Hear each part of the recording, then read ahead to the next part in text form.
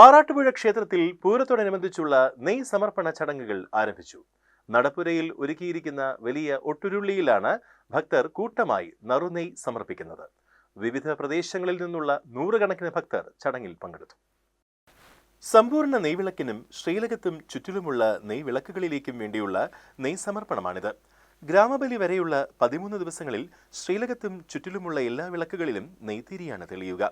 Cochin Devaswom board president K Raveendran, അംഗം advocate K P Ajayan, secretary P Bindu, deputy commissioner Sunil Kartha, Peruvanam Arattupuzha Pooram central committee president A Kumaran തുടങ്ങിയവർ ശാസ്താവിന് നെയ് സമർപ്പിച്ചു.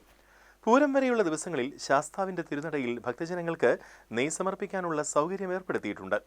ആറാട്ടുപുഴ ക്ഷേത്ര ഉപദേശക സമിതി ഘടകക്ഷേത്രങ്ങളിൽ മാർച്ച് 22-ന് നെയ് സമർപ്പിക്കും.